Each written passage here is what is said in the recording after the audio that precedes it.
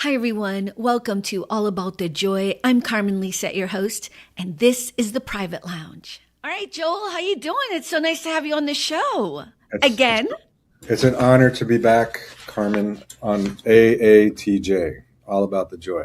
Yeah, and this is the Private Lounge, and so welcome, but we have you on for a very specific reason, and I'm so excited for you, but of course I have a million questions. You're running for the U.S. House of Representatives, Congress, 30th District, right? And this is Adam Schiff's old seat. Is that correct? It is. Then he left to go to the Senate, and Laura Friedman came from State Assembly and won the election to take his spot, a Democrat. So let me ask you the first question. I'm glad you're doing it. I thought you've always should have, thought about running, but what was the moment where you were like, I need to just get involved and get into politics? You've always been involved in politics, but I mean, running for Congress is a real decision. Yeah.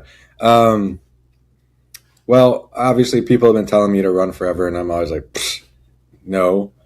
Partially because I just thought at the time, these were also more normal times. I thought it was just have you ever read bills and they're like 300 pages and it's footnotes, and I was just like, I'm not built for that. I think one thing I was thinking about, how they say when guys get older, they start getting more into World War II or birding. I think as I've gotten older, I'm more able to pour through policy papers. So yeah, once Trump got elected, even though I've always been political, I got like in the streets. I became one of the leaders of Tesla Takedown. Right. I was a spokesman. But even during his first term, you were very active. That's what you're talking about. Yeah, right? That's the kind of active that I've always been, where I make a political video here and there and do canvassing for whatever. Sorry about that. It's okay. And then when starting this in the fall, I was like kind of getting sick of holding a sign, because I haven't been a protester or a petition or a boycotter before. The Tesla protest seemed like a perfect storm of reasons that it would work, and it actually has worked. It has worked. It is working. And then I just started to get really upset that no one was even talking about impeachment, let alone filing. And as I say, like, how many more American citizens have to be killed? How many more crypto bribes does he have to take? How many more extrajudicial killings? But can you explain just a little bit, like, what you mean by that? That, the impeachment, you're upset that they have not started procedures or even talked about it at all. Well, yeah, I get tired of watching. I start to get upset that they weren't even talking about the word impeachment. I assume it's because, hey, we're doing great in the polls and all the special elections. We don't want to start talking about impeachment, and it'll cause MAGA to circle the wagons and bolster Trump support. I'm sure that's the thinking, which is classic Democrat thinking, which is, let's not do the right thing and the hard thing because it might be scary and it might be a bigger fight and we don't know how to fight. So, okay, but I have a question. Yeah. Is it also because they don't have the power? Okay. So here we go. I'm asking a question. No. And this is a very common question. Yeah. Anyone can call for impeachment. It's called Rule 9. By law, it has to be a vote. All right. So then you say, well, there's not enough votes to impeach. And my response to that is, then why are you in Congress? If you don't have enough votes to get done what you want and you're a Democrat, then why do you even fly out to D.C.? Why do you even show up? Because there's not enough votes. So I don't buy that. Secondly, imagine if every elected Dem from the House and Senate stood on the steps of the Capitol holding articles of impeachment, unified. That would show fight. That would seize the narrative. And the opposite of doing that is feckless silence. So remember, Republicans voted to repeal Obamacare like 100 gazillion times. It never passed, but we knew where they stood, and we saw that they're just running into the wall headfirst over and over. And that creates a narrative. Well, Republicans will fight, and we know Democrats have. The polls show right now that people are frustrated. Democrats just aren't fighting. They don't have gumption. Okay, but you kind of just answered. I mean, your example of the Republicans makes complete sense. I get it. But they actually weren't able to get rid of Obamacare, even though they, in my opinion, wasted a lot of taxpayer dollars and a lot of time trying to get rid of Obamacare. And who won in 2016? You're saying it's because of Obamacare? I'm saying there's not one single thing, Right. but Okay. I'm saying the cumulative effect. That's the other thing. I feel like a lot of Democrats are like, we're not going to do that because it alone will not be a silver bullet to fix things, and it needs to be a coordinated, all-out frontal assault. So those are the reasons. And again, it's just showing fight. The entire MO of Democrats is they're scared to fight if victory is not assured. And I just look at any superhero movie, the hero gets his butt kicked in the first act, and then in the final act, he is bloodied and beaten, and you think he's down, and you think it's hopeless, but he digs deep, and he still finds a way to win. Democrats get punched once, and they run away crying, and they modulate, and they capitulate. Okay. I don't even know what to say to that. I just wonder if I agree with you. I just wonder, I don't know if I fully agree with you, but I understand where you're headed and what you're thinking about. But I guess my question would be is, you have this idea of fight. How do you think you're going to be able to make everyone else do it? Do you think no one else has thought of what you're thinking of, is what I'm trying to say? Right. Well, and to answer your first question, so I got really passionate about just every week there's some new scandal that would sink another presidency, and no one's even saying the word impeach. And so I started to hold rallies outside Laura Friedman's office once a week. It started with just like 2 of us and then 4.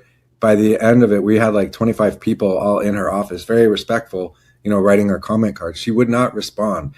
That's wrong. She won't respond. We're asking, when are you going to hold a town hall? And I said, you know what? If she doesn't even answer respectfully I asked, will you vote to impeach? And if not, why?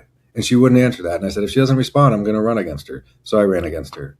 That's awesome. That makes complete sense to me. So what is fighting? To me, fighting is many things. It's political fighting, not physical fighting. First of all, it's the simple question, WWJL. What would John Lewis do? If I want to do the John Lewis Platinum Plus plan, I'm not saying we all need to be out there getting arrested, but I'm not saying it. That's part of it. You need to be, being an elected official holds a lot of weight. So if I want to go down and protest ICE somewhere or protest this or that about Trump, and I do get arrested, no one cares. If I'm an elected official, that has a lot of weight, a lot of eyeballs, a lot of narrative seizing, and a lot of people going, oh, like that woman, I'm blanking on her name, in New Jersey, where she got arrested when they were trying to go and inspect the detention center. And they say she pushed an agent. She didn't. That was a big deal. And it's like a huge deal. And that's with someone no one heard of. So that's part of fight. The other fight is I'm sick of hearing people say this is wrong, blah, blah, blah. In the same sentence, I should be like, this is wrong. And that's why we, the Democrats, are proposing this legislation. Or they are breaking the law. And that law they're breaking, when we hold them to account, is a felony and they will get 5 years. Define what they're doing. Instead, it's just these platitudes of, oh, it's wrong and it's unconstitutional. And then it's okay. You are not, like, right now, Democratic leaders are reporters. They are telling us what's wrong. We know that. We have MS Now and we have the New York Times and we have media. We don't need our leaders to tell us what's wrong. We need them to tell us how they're fixing it.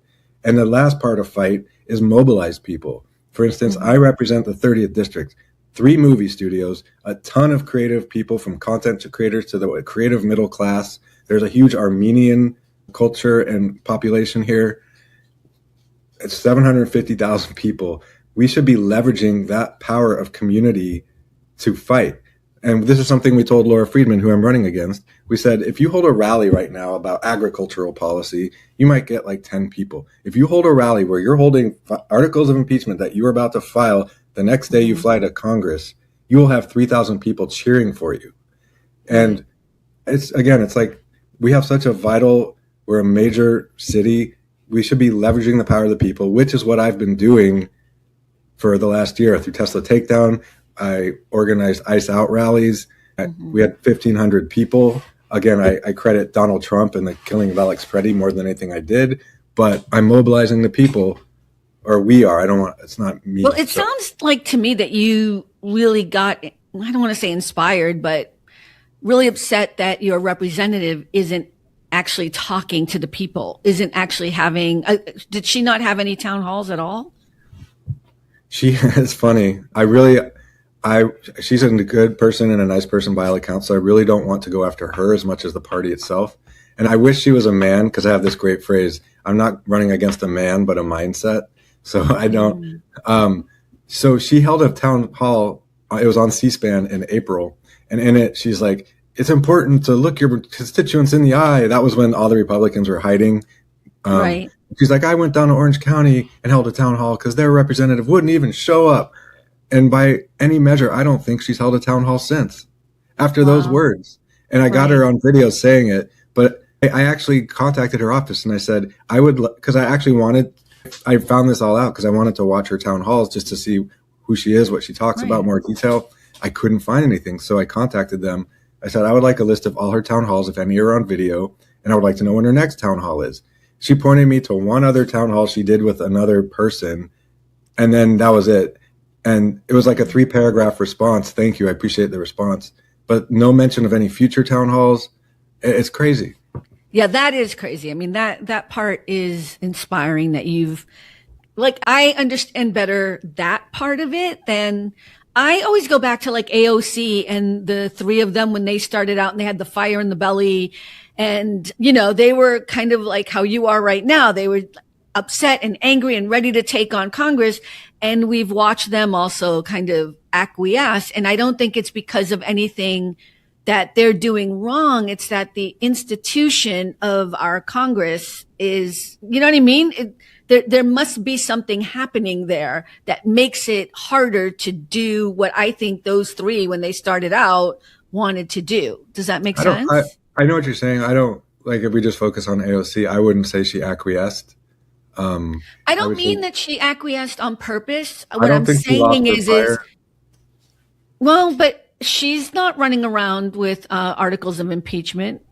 And I fault her for that. But I mean, she did go. She went around a year ago doing the Bernie tour all across the country, getting 30,000, 50,000 people showing up to their rallies. So what I'm trying to say is it possible that there's just something else happening, that the institution it's broken, clearly, but you keep blaming the Dems, and I'm just trying to figure out why people like her and the three of them and others who are doing a lot as well aren't doing what you want your congressperson to do right now, which is why you're running against them. Well, I would say I'm calling out the Dems for not putting up enough resistance. And I am a Democrat and I'm running in a Democratic primary. So I'm not here talking about the problems with the Republicans. Also, it really bothers me now when people are like, there's a double standard. And if Biden said this or if Obama said this, and I'm like, that was a great complaint up until the early 2000s. And now we know their playbook.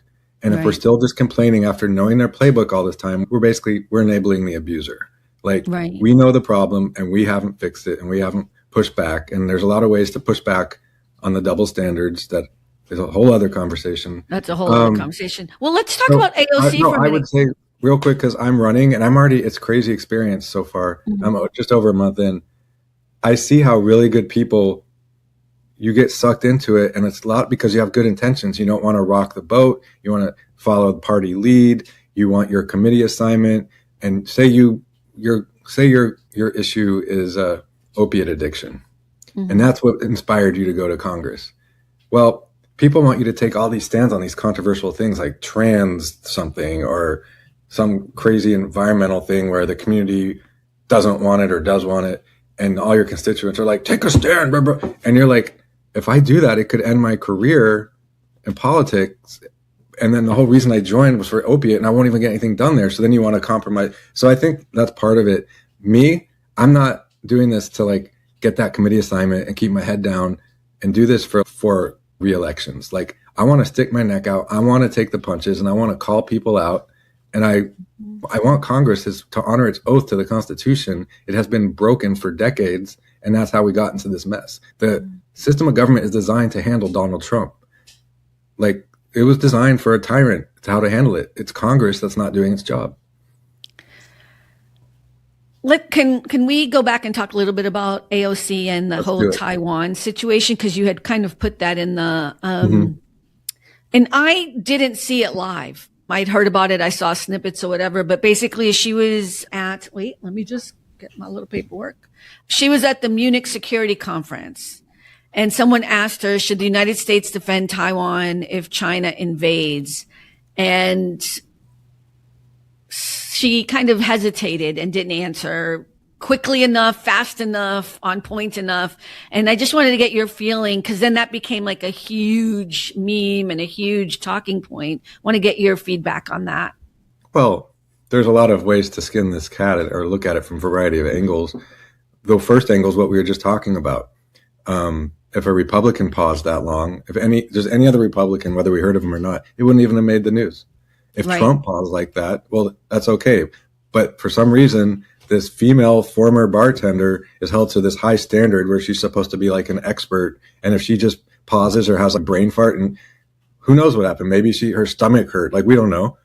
Suddenly there's this it's a scandal. So there's this whole double standard thing. And again, the way to push back against that, I compare it, the analogy is like when you have kids and you're trying to discipline them or sleep train them. Mm-hmm. It's possible to do it, but there's a reason why some parents look like their kids are not disciplined or something. It's because you're tired. And if you want to sleep train your kid, you do it, and you can do it in less than a week, but you will not be sleeping that week. So parents just keep pushing it off. So the way she pushes back against that is she quickly reacquaints herself with all things Taiwan, and she goes on Fox News and she goes on the attack, the counterattack.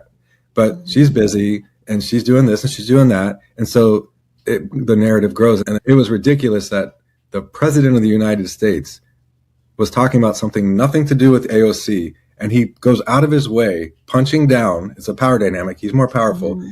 She didn't say anything about JD Vance, and he's attacking her. Like, again, there's this narrative of Democrats are weak, Republicans are strong, and here we see it as this man's punching down on a woman. He's not getting any consequences for it.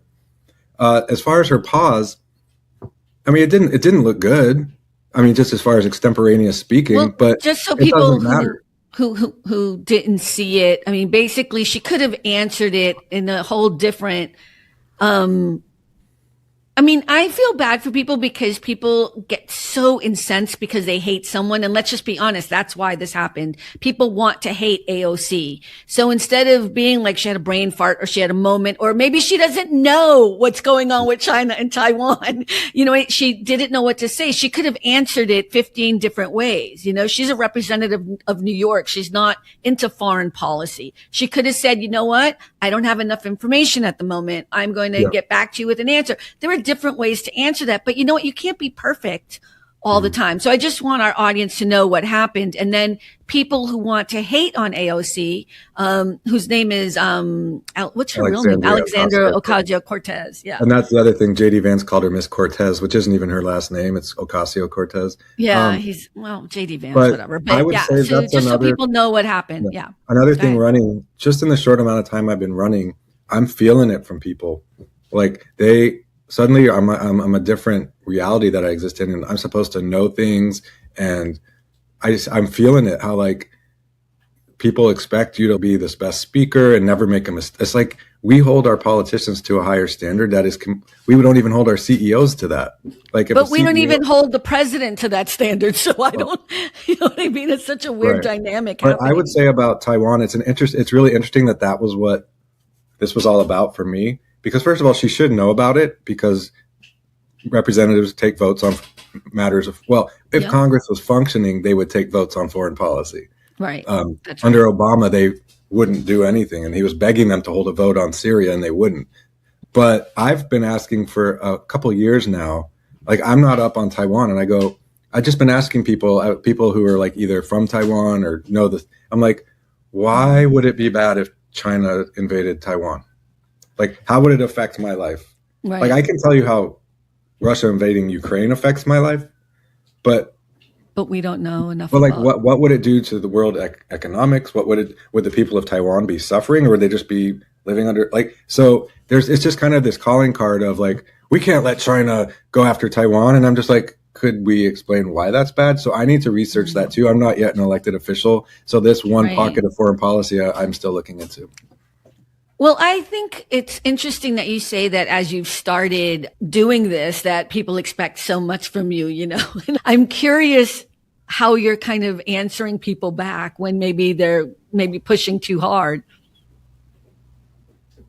Oh, luckily it hasn't been that It extreme hasn't been that yet. bad yet. What I am is I'm feeling the vapors of stuff, and I came up with this analogy of what running so far is, and it's like, imagine there's like a gentle stream of electric current going through your body that's very pleasurable, while you're also getting punched in the face. Oh, God. So Okay. And so you still want to do this, huh? Okay. well, it's like, it's so humbling yet invigorating. I I emailed a well-known award-winning journalist who writes like award-winning books a couple days ago, and I said I'd love to talk to you. He's like, "Yeah, I'm available tonight." I'm like, I don't know that he would have talked to me if I wasn't running. I just met my state assemblyman, Nick Schultz. I was at a town hall. I mean, a neighborhood council, and like we actually had a real conversation. I think he's a really nice guy and would have talked to me anyway. But so it's like I'm already meeting all these interesting people. I'm assembling a team. I have a buddy who he's another creative director, but he's starting an agency that does all kinds of consulting, and the team he has assembled is like titans of the industry. And so that's been really cool. But then there's other times where like I gave a speech to a Democratic club and it was just bad. Like it's just, the more I do this, the more respect I have for people who are either ran or who are actual elected. Like it's a thing, man. And we just take politicians and put in a compartment in our mind that they're like, just like professional athletes or something, like they're not real people. Did you trademark impeachment and accountability? Did you do that? No, that's just, did I put a TM on it? Yeah, I was like, I wasn't sure. That's my way of like demonstrating messaging, which I think Democrats really need to do better at, is don't ever just say, as affordability and accountability. Oh, is that what it was? I'm so sorry. Oh, like those would just be like, it's like one word, because right. Those to me are the two things. People, that affordability has become such a catchphrase. I'm scared to even say it because it feels inauthentic. But affordability and accountability, because that was a problem under Obama with the banksters. No one was held accountable for destroying our economy. And then under Biden, obviously nothing happened to Trump and yada, yada. And people like, there's always Democrats was like, look, let's look forward. And it's like, no, we're looking backwards. People break the law. They got to pay the consequences because this is America and we have a rule of law. Right. So affordability and accountability.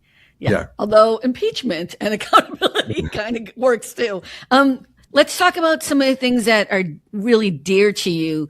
Like, and that sounded weird how I said it, but gun violence is one of the things that you've always been involved with trying to change what's happening. Want to talk a little bit about that? Yeah. Well, actually, I've not always been involved, but I got very involved starting after Uvalde. I had an idea for the campaign that I launched after Newtown, but I was like, if this is a successful campaign, it could end my marriage and my career and my job. And then by the time Uvalde happened, my marriage was over and I didn't have that job anymore. And the whole idea is like, we've seen no movement in Congress. And I want to be very careful to say, outside of politics and inside, there are people who are really working at it. But for reasons we already kind of touched on, nothing's happening, even though 85% of the country wants sensible gun laws. Well, I just think it'll be interesting to hear from you about how the lobby, I mean, the NRA lobby is huge. That's my campaign, is ignore the NRA. They're a front group for the gun and ammo manufacturers. So my campaign is going directly after the gun and ammo manufacturers. What I've since learned by doing this, which is a lot, I've learned a lot. It is dense. It all comes down to, I don't want government taking my guns, so we can't register weapons. And there's something called the TART Amendment. It's all dense, but this TART Amendment is like, literally, it's a dam holding up all progress on gun violence. Wow. And so that's going to be one of the things that you're interested in. When I hear anyone say, we need to do an assault weapons ban, that immediately tells me this person doesn't know anything they're talking about. Guns, it's a talking point. Just so for anyone listening, first of all these school shootings with AR-15s, those are not assault weapons. Those are assault style weapons. They're just semi-automatic rifles, the same as a handgun. And even if we were to ban all assault weapons and all long guns, including AR-15s, that would be getting rid of 4% of all homicides. So to say the first and only thing they say is we need to ban assault weapons shows just how they don't understand. And that makes me really angry because people are dying and we can't even pass sensible gun laws that we do understand. And it's because leaders and pundits on TV don't even understand the problem. I've been telling this to people I talk to. I was like, I'll bet you can name 20 car brands right now, but if I asked you to name 5 gun brands, you couldn't do it. And there's a reason for that. Despite gun brands, guns taking over our lives, and our kids are living in a state of true trauma. Yeah, we don't know anything about these guns, and there's a reason. And one of the reasons is they don't report the gun that's used in. When you listen, we've probably talked about it. When you listen to reports or read it online, it says a firearm was used. At most, it was like a handgun. They don't say it was a Ruger 9mm. Right. Imagine if we found out that like 30% of all domestic violence with guns was with Ruger and Smith and Wesson. What would that mean? I don't even know, but I'll bet we could do stuff with that information. We cannot get that information. Well, it's so interesting that you see, this is why I'm so glad you're running and just getting involved, because this is the kind of stuff you just taught me something. You're right. It never even dawned on me. I can't name one gun manufacturer. I mean, you just said one that sounded familiar, but I can't name one. And I know there's like a Beretta, but a Beretta is the style of gun, right? It's not a brand name. No, Beretta is a brand name. It's one of the top brands. It's one of the biggest money makers. It's like they make like $800 million a year. Oh my God. See, okay. I didn't even know that. See, so I thought Beretta was a style as well. Really? Oh, that's I thought the Beretta was like the little tiny gun that you put in your purse. Oh no, it's a nice gun. It is. But I know now. Nice gun, but it's infuriating to know we've been induced into this learned helplessness. Like, how do we not know this? It's weird. You know, the only reason why I know what a Beretta is because when I was acting, one of the things I chose to do was to actually go learn how to shoot a real gun, not just take a class with a fake, as an actor, and that was the first time, even though the way I grew up, it was the first time I actually shot a gun.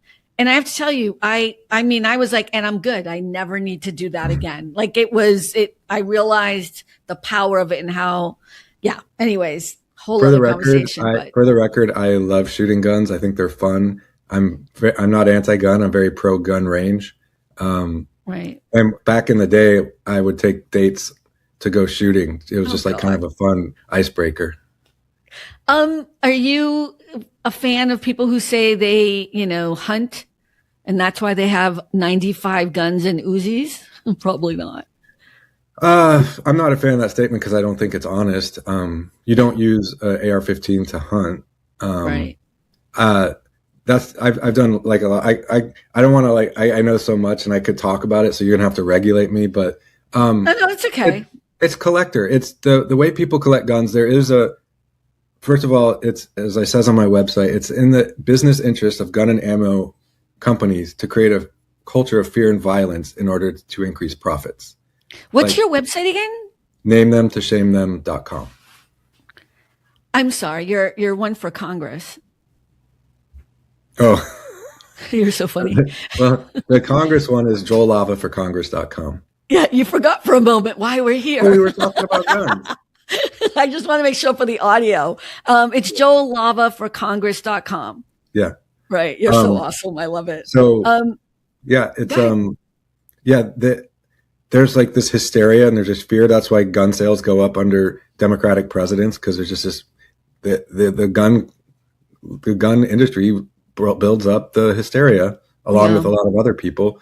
But the guns, it's their, like, I get it. It's like anything else, like cars or motorcycles, or, how there's like this whole subculture of people who drive Toyota FJ Cruisers, and you see them. It's really popular now. Like the water spout that goes up on the side, and there's all this like survival equipment on, like, so that's what guns are. It's just, and the AR-15 is a fun gun to shoot. And it's got so many cool modifications you can put to it. So it's no different than tricking out your car with spoilers and rims and sound systems. So we're going to stop talking about guns now. We're going to move on to another subject. because I have we can talk some other time about guns, you and me personally. But let's talk about you wanting to bring back film making to Los Angeles, because I think that's a really profound one. And I want to hear why, how, and what's your pitch? Well, my pitch is that I'm in the industry and I'm feeling the pain of the industry. So it's self-survival. There's nothing like that. I will say that our current rep, Laura Friedman, there is a bill to bring filmmaking back to America, because this is a federal job. So, and no other representatives like from Georgia is going to say, yeah, sure, you can send your work back to California at the expense of my people. Right. A lot of it is state and local, but I'm not just looking. I think part of this is we've lost a lot of work, and people have moved to North Carolina and Georgia and Canada and Ireland and Budapest. And you don't just pass a law and all of a sudden people just pick up and move back again. So that's a problem. And I think AI is a real problem. AI is a real problem. So I want to do everything I can at the federal level, including not just this one bill, but also, again, this is where I get back to the fighting thing and the messaging. Maybe on the federal level, I can't do a lot, but I've been granted, by winning this seat, I've been granted a bullhorn that state assemblymen don't have. So I can hold rallies, I can partner, I can get my megaphone on the national level, I can go and meet the press if they'll have me, and I can talk about it. No one's talking about it. And people should know that you're in the industry. You're an actual film director, DGA director. You've been in the business for a long time. So this is near and dear to your heart. And I'm also creative director, do a lot of visual effects and motion graphics. And that industry is hurting as well. It's because they're all connected. If one's hurting, then the other's hurting. Right. And like film titles. So that's what I would do, is work on anything I could do to help the country get the work back. But I also, as far as my constituents, it's like this is a huge community of people who work in the film industry, as there is throughout many districts in the area. And I think there's going to be hard times, like the coal industry. And I want to be aggressively looking out for my constituents who there may not be a solution and they may be screwed. And I want to make sure that we're helping them and thinking about it ahead of time, which I am, because I'm one of them. That's my perspective and take on it. Why should people vote for you? Because what I said earlier is because I want to stick my neck out. I want to take the punches. I want to lead and fight. I want to get bloodied, and I want to get back up. And I want change. I want Congress to reassume its role and honor its oath to the Constitution. Would you say that you're patriotic? Oh, yeah. And also I was born on the 4th of July, so vote Joel Lava, June 2nd. Yeah. Yeah, I'm very patriotic. I've always felt bad that I wasn't in the military. Luckily, my dad and my uncles were. I would actually support, like other countries, mandatory service or mandatory, if not in the military, then you would work as a teacher or just like service to country. Public service. Yeah, but it could also include, I think if we had more people doing that 1 year of service, like Israel or Singapore, a lot of countries do it.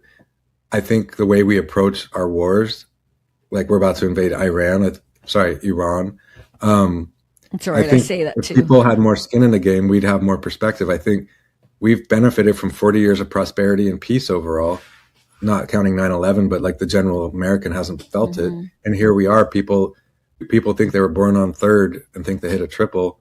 Yeah. And I'm very patriotic. These people are like, even like Tammy Duckworth, I think the senator from Illinois, she lost her legs, but it wasn't in combat. It was in like a practice mission or something. And she's been like, someone tried to like, no, when you sign the line, say, I will join the military, that means at any moment your life could be in danger, from training to true combat. And most of us don't sign that line. Most of us don't lay it. We have lost a sense of civic duty in this country. We've lost a sense of duty to our country and the democratic experiment. And I believe, and I also, as far as patriotic, I do believe in good government. I can tell you, just even running for office, I had to get an FEC account, and they gave me an actual person. Like if you have a car accident, you get your insurance person. He's super nice. And I've been dealing with the LA County Board of Elections, and they're really nice and responsive. And then when I tried to set up a bank account with like a private bank, it was miserable. And there are all these hoops I had to go through. And it's just one of many examples how government does work. It's been demonized by the other side. Like government equals fraud, government equals waste. It's demonizing millions of people who work for government, successful programs in government. People are ignorant of all the things government does, from like forecasting the weather to helping agriculture. Well, people are learning really in a hard way what government does, or what it could do, because we're losing some of that now. Well, and that's because we got high on. It's like the story of the grasshopper and the ant or whatever, I think we just never, and I don't know, I never thought that there would be a time in my life that there would be someone worse than some other presidents and vice presidents that we've had in office. You know, I just never thought we'd have somebody who would have no moral core at all. And that's why we're so frustrated that how is this happening? Why are people not even like, it's one thing to say Trump's bad and he's unconstitutional, but I'm not going to do anything about it. Like Cory Booker. Do you think really that's what they're saying? I think people don't know what to do. Right, I think people are frozen, don't know what to do. I'm not making excuses for people. Well, I'm that's just fine. saying If you don't know what to do, that's fine. Let somebody else take over. Step aside. Oh, you're talking about in Congress, though. That's what you said. You're talking about. And what in are you Congress. talking about? The people in the I'm saying in general. In general, I feel like people feel helpless. And then when you're listening to your representative and maybe they're not doing anything, you feel like, well, if they can't do anything, I can't do anything. You know what I mean? I'm not making excuses. That's a failure of leadership. That's why I was talking about That's what I was talking about, mobilizing my district and the people. Like when Trump took over again, there were people in the streets. People were like, we wanted to do something, and there was no one there to help us, to lead us. People were willing to follow, not lead. People were like, I'm so angry. Point me in the direction and give me an order, and I'm going to do it. I want to take action. And there was a vacuum. There's an emptiness of leadership. That's the problem. But I think people get confused by what leadership is, because then when they see someone like, let's say, Gavin Newsom, who is doing what he needs to do with his fire or whatever, then people are mad and angry with him. You shouldn't be like that. And then Governor Pritzker in, Illinois does his thing and people get upset. And it just seems like you have to choose to be a leader and do what you want to do no matter what anyone says. You just got to jump in with both feet. Well said, Carmen. And I'm so glad you're doing it. I'm so excited. Any last words? Mr. Joel Lava, forcongress.com. Feel free to donate. Yes, absolutely. When you go to the website, you can offer to volunteer. You can offer definitely to give some money. You're not taking any PAC money at the moment, right? You're not taking any big. I laugh only because the idea that a PAC has even offered me money is funny. Well, I'm not saying you shouldn't. When I first started running, it's like, I don't want to take people's money. Like, if you have money to give it to immigrant, like legal defense funds or to cancer research, but I've been putting in my own money so far. I've been putting in thousands, and I would like at least to get that back. But the money goes to, there's two main things it would go to. It would go to voter outreach as far as like volunteers, knocking on doors and stuff. And it would go to digital advertising, because that is a little money goes a long way there. And like the filing fee to run is $1,700. I didn't know that. For real? Yeah. But now if you it's basically $1 a signature. If you get 1,700 signatures, then you don't pay. So if I had decided to run months earlier, I could have spent like all my weekends getting signatures and then not had to pay it. I got 388 signatures in 2 weeks. Okay, wait, because the filing deadline is March 6th. Is that correct? There's something called in lieu of filing fee. So that was February 4th. If you want to not pay the fee, you have to turn in your signatures by the 4th. So I did, and I had hundreds of signatures, which was really cool. But not enough to, okay. So now what you're hoping is that you can at least get money for digital advertising and money to recoup the 1,700 minus 383, whatever that is. And some other startup costs. Some other administrative costs while you're going through. So people, please go to Joel Lava for Congress.com and, give some money, and also please volunteer or offer to volunteer, because he'll need Lava melts ice. What did you say? Lava melts ice? Is that your tagline? That's hilarious. I have several. That's actually a T-shirt I have. We're there for sale. Is it on the website? It's going to be soon. Yeah. Okay, that's good. Who came up with that? One of your kids? Did you come up with it? I love it. Lava melts ice. It was a group project. There was actually, I don't know if you saw 2 weeks ago, this woman from Australia posted on Threads that her son came up with Lava melts ice, and lava stands for locally angry, very active. And it became it was like the viral sensation for 2 days. And I've been desperately I've been pinging her every day. Like, I'm real. Like, it's my name. Right. But she's not responding. Are you on all social media? Like, where can people check you out besides going to your website? It would be on Threads for sure. I'm actually not on Threads. I'm on Instagram and Facebook. I thought you just said Threads. Oh, Blue Sky you meant. And I'm on Blue Sky. Oh, the woman whose viral thing, she was on Threads. Oh, she was on Threads. I'm so sorry. So you're on Blue I Sky. What guess else? I should be on Threads. So I'm on Blue Sky, Twitter, Facebook, YouTube. Okay. All right. Instagram. We'll put all your Instagram's socials below. Huh? Instagram. Yeah, that's a big one. I'm not We'll really put all doing your TikTok socials below. yet. Okay, cool. Well, Joel, thank you so much. I'm so happy for you. I am. And I'm happy for you. Why are you happy for me? I love that your podcast and you've been sticking with it and expanding and like talking new topics and different people. And you've got a really good, not that you weren't before, but like your communication and the way you talk is like really cool and it's good to listen to. No, I've definitely grown and I've gotten better. And yeah, we have some great guests coming up in the future as well. So I'm just glad we got you in and hopefully we'll get you back. And of course, I'm here to do anything I can to help you because I believe in you. And I'm just I say this without being condescending. I'm so proud of you. I really am. Because I think if anyone should be running this country, or I want people like you. You have integrity, you're authentic, you're a good human being, and you care. And you don't it's not lip service. And so I'm grateful that you're running. I wish that I could vote for you. I don't live in your district, but I'm here to help in any way, shape, or form. So thank you for being on the show. I appreciate you. Thank you all about the joy, Carmen. Thanks, everyone. We'll talk to you guys next week. Go to joellava4congress.com. Thank you, everyone. And remember, at the end of the day, it really is all about the joy. Bye, everyone. Bye. Thank you. Thanks for stopping by All About the Joy. Be better and stay beautiful, folks. Have a sweet day.